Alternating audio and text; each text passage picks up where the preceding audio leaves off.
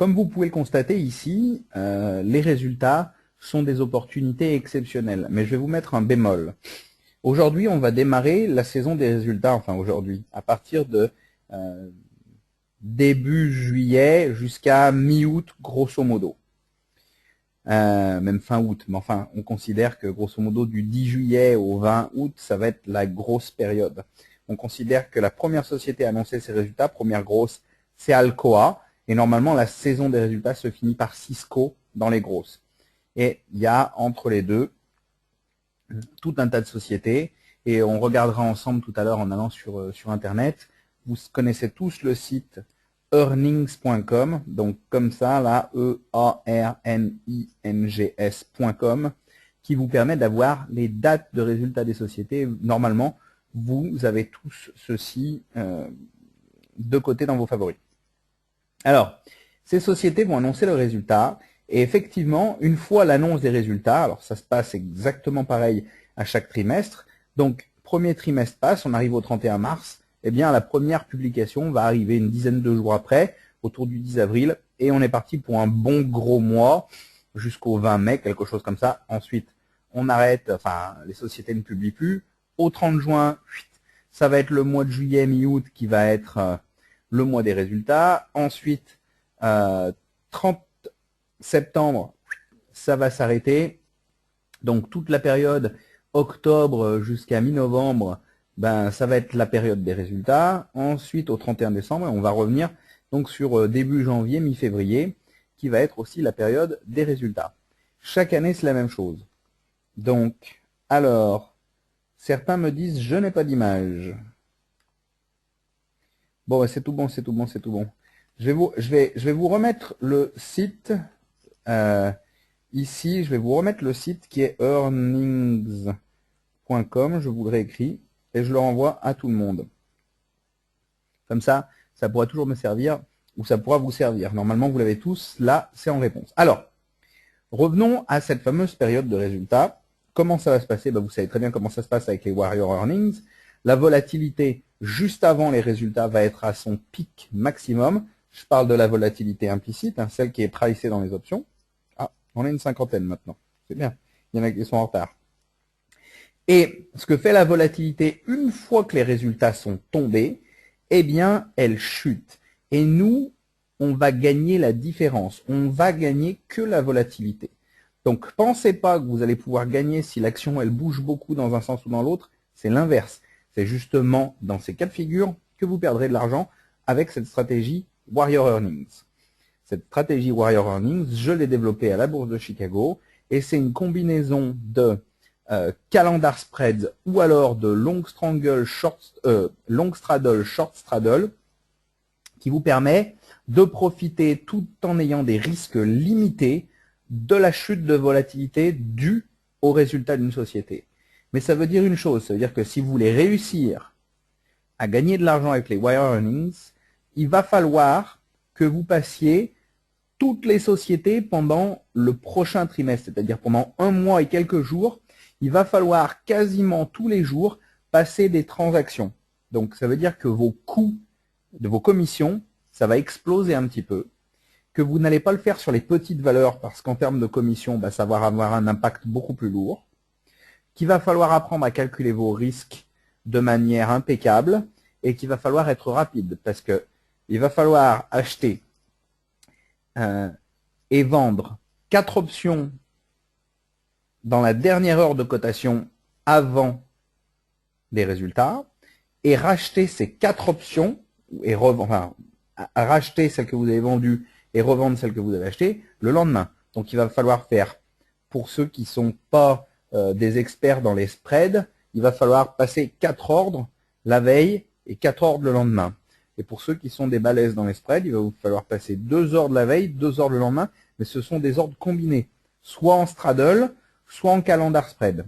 Ce qui veut dire qu'il faut quand même bien maîtriser. Donc on va voir ça tout à l'heure pour avancer. Mais voilà, il faut que vous ayez conscience que si vous vous lancez à faire du wire earnings, ça veut dire que la prochaine saison des résultats, vous allez peut-être passer une trentaine de transactions.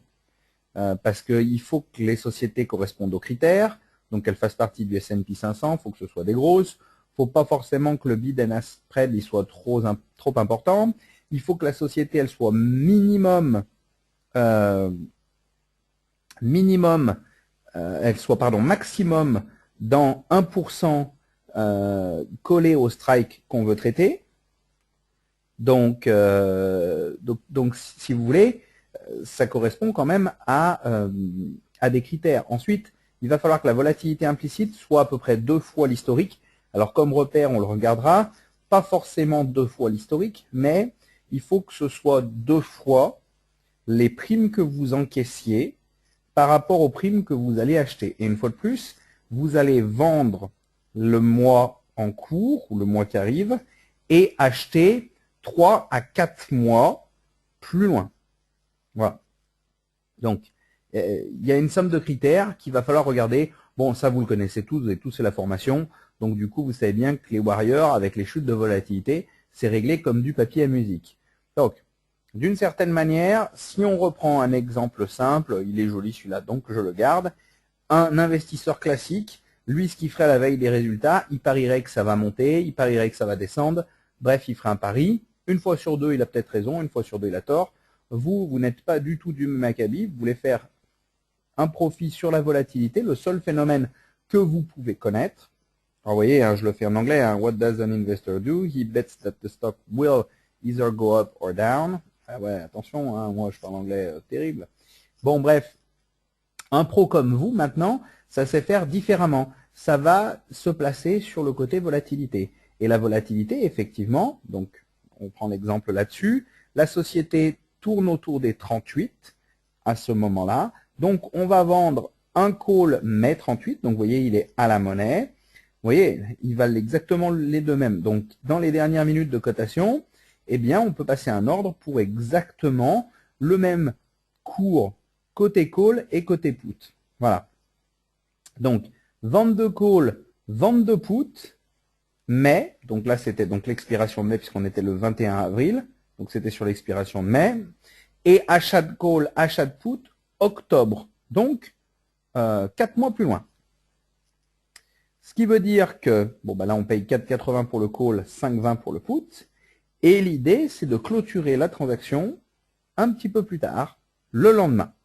Voilà, donc on établit la transaction à partir du moment où c'est une grosse société, à partir du moment où on est maximum à 1% d'un strike, par exemple ici, elle vaut 38. Si elle avait valu 38,39, donc 1% de plus, je ne l'aurais pas traité. Si elle avait valu 38 moins 0,38, donc c'est-à-dire 37,61, par exemple, donc je ne l'aurais pas traité non plus. Il faut qu'elle reste vraiment très près d'un strike.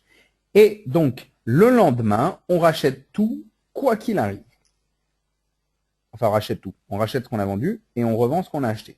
Voilà le type de résultat. Donc, ça implique d'avoir immédiatement la possibilité de tout combiner ses ordres ou de sortir le plus rapidement possible parce que la chute de volatilité est très rapide. Vous voyez, le call mai, je remets en arrière, hein, qui valait 2,25, eh bien, le lendemain, il ne vaut plus que 1,20.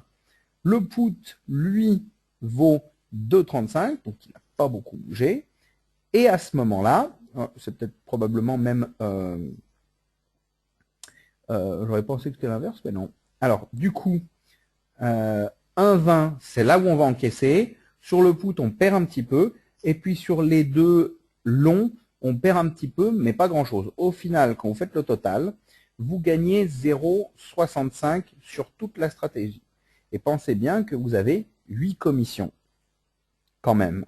Donc, un profit de 0,65 dans ce cas-là, c'est pas négligé pour une raison très simple, c'est que, regardez, quand vous refaites le calcul la veille, ce qu'on a décaissé, donc 5,20 plus 4,80, ça nous fait 10, moins 2,25 plus 2,25, c'est-à-dire 4,50.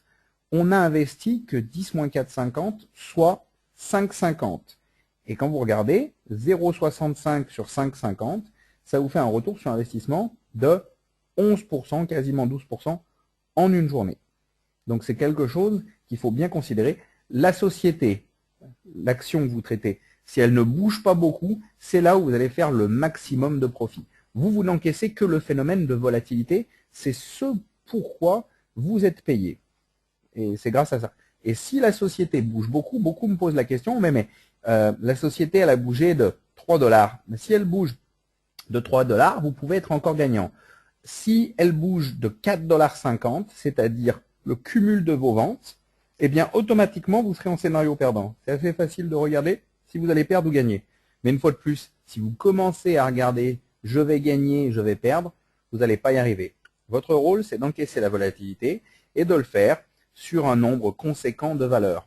Alors, la question qui me revient régulièrement, oui mais attends, je peux me focaliser que sur une action à la fois. C'est là où ça devient difficile.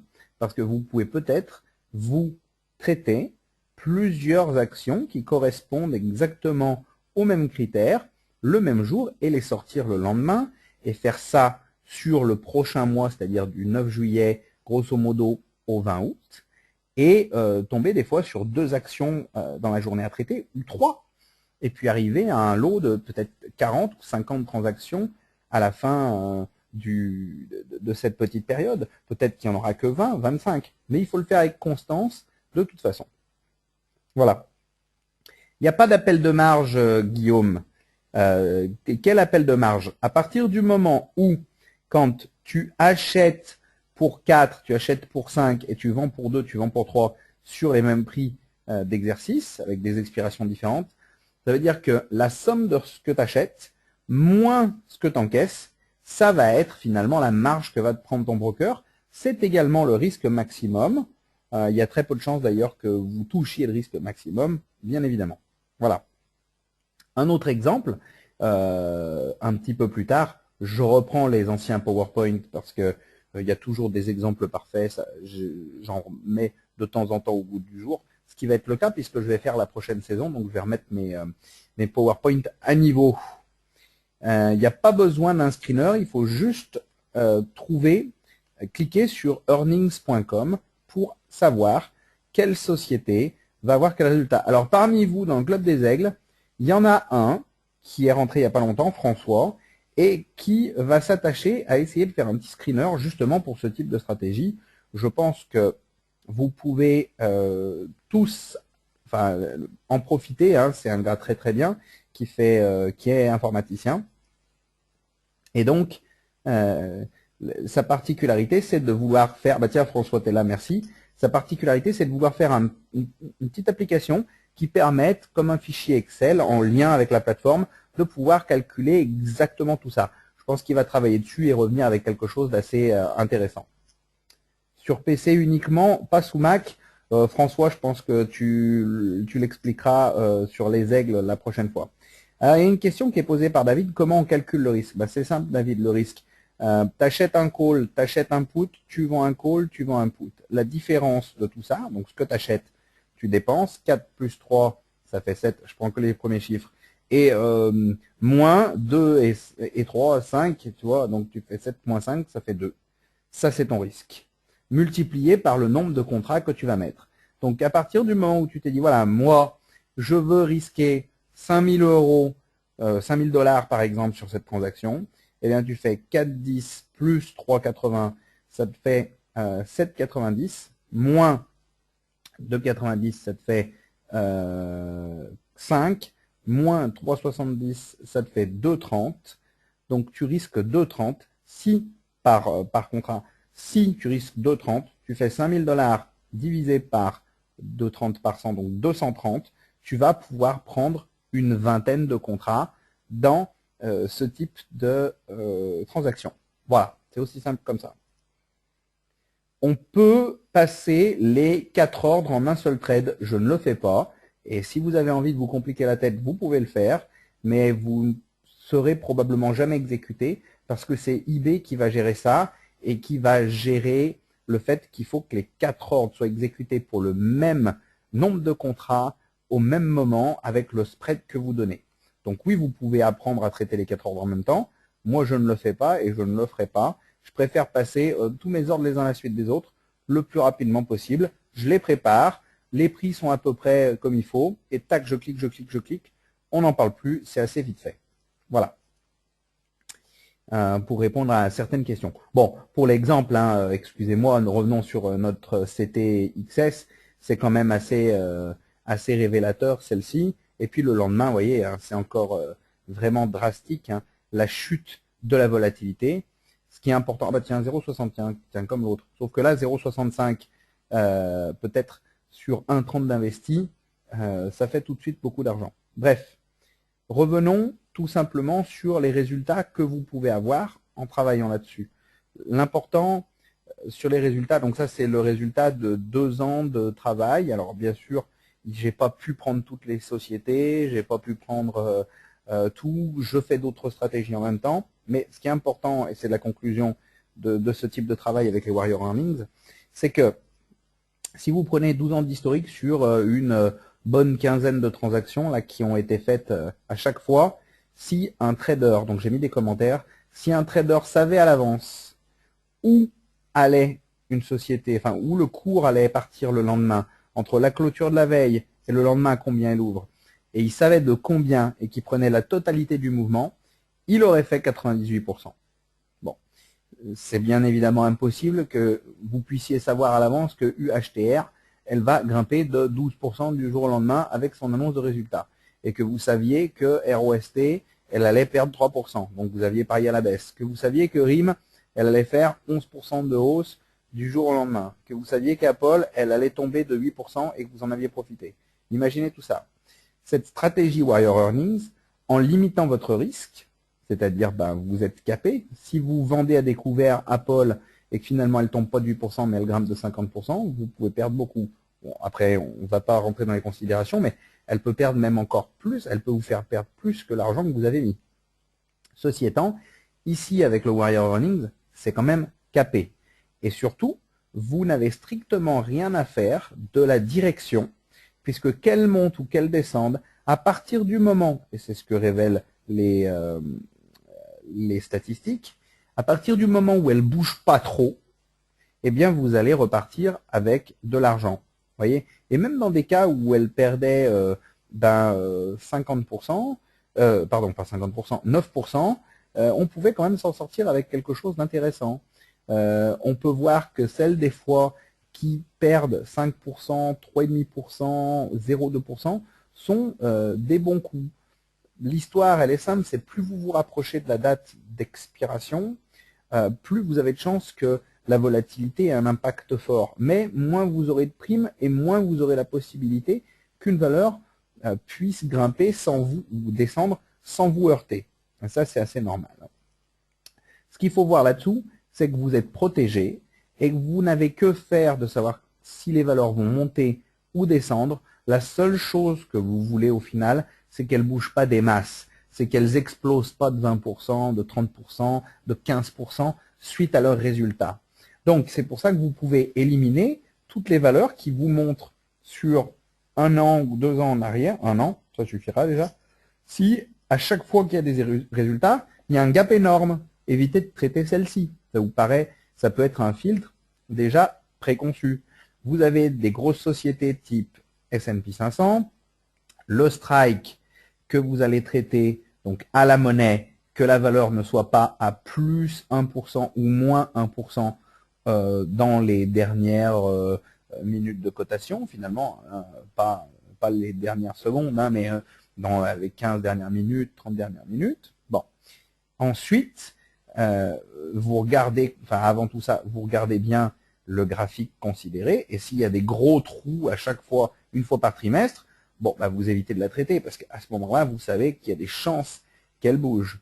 Voilà, ce sont à peu près les gros critères. L'autre critère qui est important, c'est que la volatilité historique, la volatilité implicite, soit 2 fois plus importante que celle du mois que vous allez acheter. Si aujourd'hui, on va être au mois de juillet, donc vous allez, supposons qu'on se met sur Alcoa, et vous allez traiter Alcoa, vous allez vendre juillet, et vous allez acheter octobre par exemple.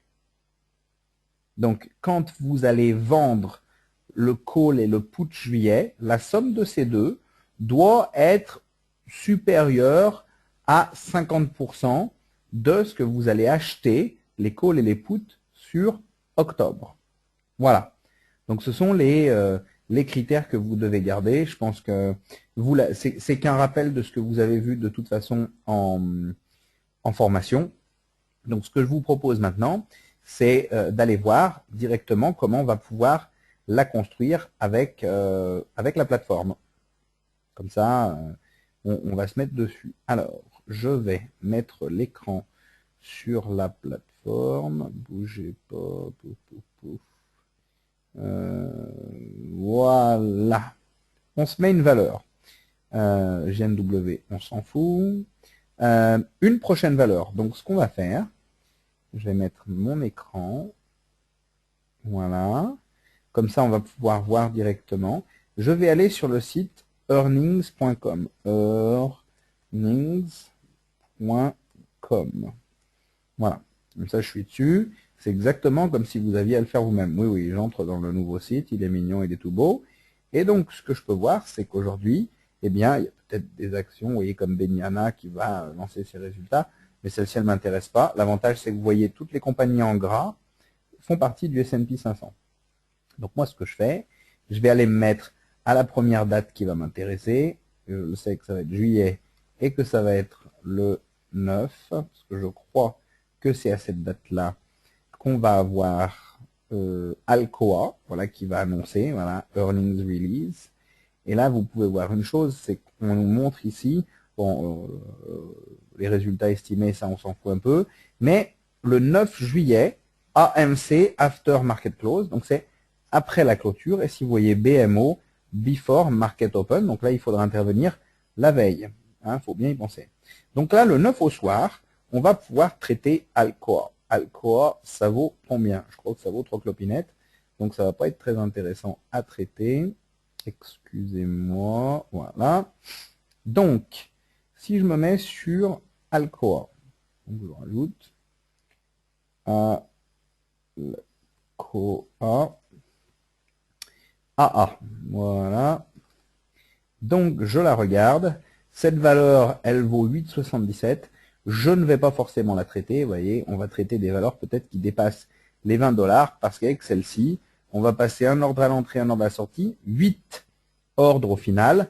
Donc, ça va au moins me coûter, pour ceux qui sont chez Simbank, ça va vous coûter à peu près 16 centimes pour faire tout ça. Alors, imaginez, et puis pour tous ceux qui sont chez Interactive Brokers, ça va vous coûter 7 centimes. Mais calculez-le de cette manière. Nous sommes au mois de juillet. Imaginez, on est autour des 9. Vous voyez, vous comparez 27, 28 centimes et 51 centimes. Donc, prenons les deux chiffres les moins avantageux. Si je vends 51 centimes et 27 centimes, je vais grosso modo vendre pour 78 centimes. Et ce que je vais acheter, donc je vais acheter octobre, je vais acheter pour 89 et 64. Donc, ça va me faire 89 et 64, ça va me faire 1,53. 1,53 et 78, c'est super. Ça veut dire que j'aurai le bon ratio. Hein, par exemple, on est bien à 50% dans ce cas-là. Hein, vous voyez, donc c'est pas non plus d'aller regarder sur une courbe que la volatilité historique implicite soit supérieure de double à la volatilité historique. On le voit tout de suite dans les primes. Un truc à 1 mois vaut la moitié d'un truc à 4 mois. C'est aussi simple comme ça. On le voit très bien. Mais le problème, c'est que vous allez investir 1,53 moins 0,78.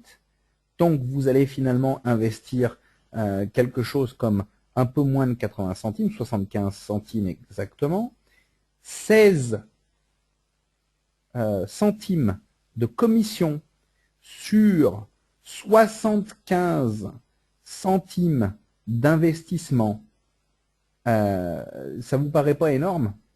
Ou même ne serait-ce que par Interactive Brokers la moitié, peut-être 8 centimes au total, ça représente quand même une dizaine de pourcents. Alors il va falloir que vous puissiez gagner 16 centimes sur votre investissement pour pouvoir réussir à faire de l'argent. Et je vous rappelle que les gains sont quand même assez capés puisque vous achetez une option puis vous en vendez une autre. Donc vous ne pouvez pas faire non plus trop d'argent.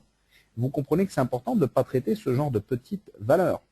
Ce sont des valeurs qui vont vous coûter plus d'argent que vous rapportez. Donc, elles sont quand même à éviter. Alors, on va prendre le jour d'après, tant qu'à faire, on va aller voir chez Alcoa s'il n'y a pas quelque chose d'un petit peu différent après coup. Donc, on se met sur le lendemain, nous serons le 10 juillet. Bon, ben, le 10 juillet, il n'y a rien. Cliquons sur le 11. Il y a peut-être quelque chose le 11. Marriott. Combien ça vaut Marriott? Le 11, après la clôture. On se remet donc à la place de... On se met dessus, Marriott, parce que Alcoa, on s'en fout. Combien ça vaut Marriott? MAR, Marriott. Voilà, une action qui vaut 37. Ça, c'est parfait. Alors, 37,84, supposez que Marriott finisse vers les 37,84, eh bien, effectivement, on va pouvoir traiter le 38, puisqu'on est pile poil autour. Alors, si aujourd'hui, on avait la possibilité d'avoir les mêmes primes, ce qui ne semblera pas forcément le cas, puisqu'on se rapprochera vraiment du 20 juillet quand on sera le 11, et qu'on puisse avoir 1,55 de prime et qu'on vende 1,40, donc là, on encaisserait, donc je vends, hop, je clique ici, je vends, je clique ici, je vais vendre celui-là, et je vais acheter d'un autre côté le 38 là, oups, et le 38 ici. Voilà. Ce qui veut dire que je vais acheter 2,85 et 3,20, ce qui va faire que je vais payer ici, dans ce cas-là, 6,05. Alors, je vais essayer de me placer à 3,10 et de passer à 2,80. Hein. Moi, je vais faire ça. Hein. Je vais mettre là, ici, 2,80. Et là, ici, je vais tenter 3,10. Hein. Et si ça marche, ça marche. Tu vois, voilà. Et ensuite, bon, peut-être 1,60, j'essaierai ici, vous voyez, 1,60. Bon. Ce qui fait que 1,40, 1,60, je vais arriver à faire 3. Et ici, un petit peu moins de 3, 5,90. Donc, tout sera parfait. Donc, ce que je vais acheter là, et ce que je vais vendre ici, hein, vous voyez, sell, buy, ça va me faire un débit final de, par exemple, 5,90 à l'achat, moins 3. Donc, mon investissement sera de 290 $ par contrat. Alors, si j'ai calculé que moi, mon risque, il était à peu près de 2000 $, vous voyez, il va falloir peut-être que je mette que 7 contrats à chaque fois. Puisque 7 fois 290, on va arriver à l'approche des 2000 $. C'est assez facile à calculer. Ça va assez vite. Voilà comment ça va se passer. Et là, je vais passer mes ordres les uns à la suite des autres le plus rapidement possible. Voilà à quoi ressemblerait notre type de transaction sur Marriott. Si je vais regarder le graphique juste comme ça pour vous montrer, on se met sur Marriott. Marriott, on va lui demander de regard edit. Voilà. Les historiques comparés à l'implicite, on va appliquer. Et donc, le calcul, la volatilité implicite commence à grimper, et elle va logiquement grimper petit à petit jusqu'à l'arrivée des résultats. Et comme d'habitude, au niveau des résultats, ce qui était probablement le cas là, ici, ça a chuté. Très rapidement, on est passé de 31, 32 à immédiatement 24 dans la journée. Voilà. Donc, c'est pour ça qu'on profite de ce type d'événement. Des questions. Alors, Jacques, est-ce que tu regardes l'AVI en pourcentage? Non. Enfin, je peux la regarder, mais la volatilité implicite n'est que le calcul des primes. Donc, on en déduit une volatilité. J'ai qu'à regarder la prime. Si je vois que les primes cumulées que je vends sont plus du double que celles que j'achète, j'y vais. Sinon, j'ai pas besoin de regarder la volatilité. Voilà.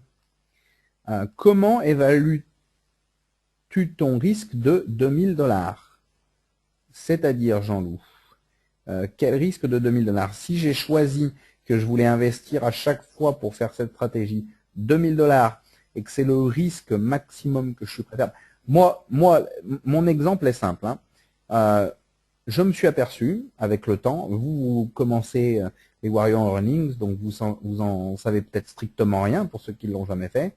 Moi, je me suis aperçu que je perdais jamais plus de 20% quand je perdais, et peut-être qu'un jour je perdrais plus, hein, mais je perdais jamais plus de 20% à chaque fois que je faisais un Warrior Earnings. Ce qui veut dire que si mon risque il est de 1000 $, par exemple, si j'accepte de perdre 1000 $, je sais que je vais pouvoir investir, puisque ça c'est la somme que je me permettrai de perdre, je vais investir 5000. C'est-à-dire que si je perds 20% de 5000, je perds 1000. Donc en investissant 5000, je ferai 5000. Bon, bah après on calcule le nombre de contrats, hein, vous avez bien compris comment on fait.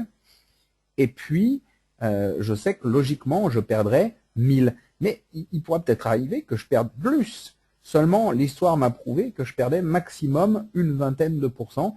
Et pour moi, perdre 1000 à chaque fois sur ce type de transaction est acceptable. Voilà. Voilà comment je le calcule. Alors, par rapport à un portefeuille, ben, il faut vous allouer une certaine somme et il faut se dire, bah ok, je tente ma chance sur les prochains coups, je ne veux pas perdre, je dis une bêtise, plus de 200 $ à chaque fois, donc finalement, investissez 1000, tout ce qui, ici, au calcul, on investirait 290, donc bah là, vous hésitez, c'est soit vous prenez 3, soit vous prenez 4 contrats. Vous voyez, bon, après, ça va pas changer grand-chose au final. Mais c'est pour prendre le rythme. Est-ce que j'ai été un peu vite? Est-ce que tout le monde a bien saisi le côté Warrior Earnings? Est-ce que vous voulez qu'on revienne sur quelque chose d'important? Là, le lendemain, on clôture toutes les positions. Donc, il n'y a pas vraiment à expliquer aujourd'hui comment on peut le faire. Vous savez clôturer des positions gagnantes et perdantes de manière simple. Ce qu'on peut faire aussi, c'est peut-être regarder si on a des opportunités pour ce soir, pour l'expiration. Est-ce que vous avez essayé de trouver quelque chose par rapport à l'expiration? Est-ce que vous avez trouvé quelque chose?